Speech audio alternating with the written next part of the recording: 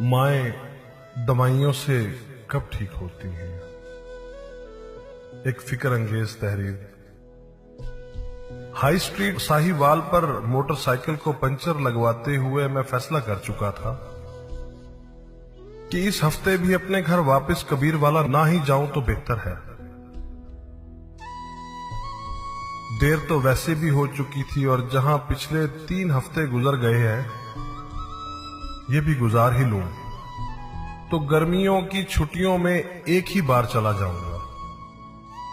इसी सोचो विचार में रोड पर खड़े मैंने 15-16 साल के एक नौजवान को अपनी तरफ मुतवज्जे पाया। वो अजीब सवालिया नजरों से मेरी जानिब देख रहा था, जैसे कोई बात करना चाह रहा हो, लेकिन रश की वजह से नहीं कर पा रहा था। जब पंचर लग गया तो मैंने दुकानदार को 100 रुपए का नोट दिया। उसने 20 रुपए काट कर बाकी मुझे वापस कर दिए।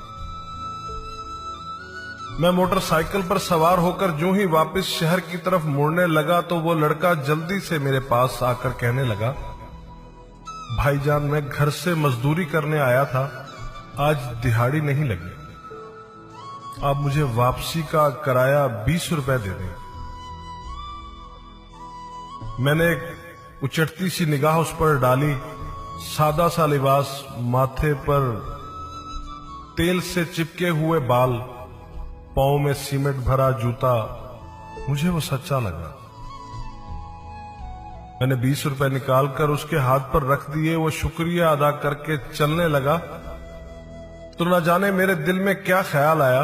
मैंने कहा, सुनो, तुम्हें दिहाड़ी कितनी मिलती है? उसके जवाब देने से पहले ही मैंने बाकी के 60 रुपए भी उसकी तरफ बढ़ा दिए। हिचकिचाते हुए पीछे हटा और कहने लगा, नहीं भाईजान, मेरा घर मंडाली शरीफ है, मैं पैदल भी जा सकता था, लेकिन कल से माँ जी की तबीयत ठीक नहीं, ऊपर से दिहाड़ी भी नहीं लगी, सोचा आज जल्दी जाकर माँ जी की खिदमत कर लूंगा। मैंने कहा, अच्छा ये पैसे ले लो, माँ जी के लिए दवाई ले जाना। वो कहने लगा, दवाई तो मैं कल ही ले गया था, आज मैं सारा दिन माँ जी के पास रहूंगा तो वो खुद ही ठीक हो जाएंगी। माएं दवाइयों से कहां ठीक होती हैं बाबूजी? मैंने हैरान होकर पूछा, तुम्हारा नाम क्या है? इतने में उसकी बस भी आ गई। वो बस के गेट में लपक कर चढ़ गया और मेरी तरफ मुस्कुराते हुए जोर से बोला, गुल्लू गुल्लू। गुल्लू की बस चल पड़ी, लेकिन गुल्लू के वापस किए हुए 60 रुपए मेरी हथेली पर पड़े हुए थे। मैं हाई स्ट्रीट के रश में खुद को यकदम बहुत अकेला महसूस करने लगा। कुछ सोचकर मैंने मोटरसाइकिल का रुख रेलवे स्टेशन की तरफ मोड़ दिया। मोटरसाइकिल को स्टैंड पर खड़ा करके टोकन लिया। टिकट घर से 50 रुपए में खानेवाल का टिकट लेकर गाड़ी के इंतजार में बेंच पर बैठ गया। कब गाड़ी आई, कैसे मैं सवार हुआ, कुछ खबर नहीं। खानेवाल स्टेशन पर उतर के फाटक से कबीरवाला की वैन पर सवार हुआ। आखिरी बचे हुए 10 रुपए किराया देकर जब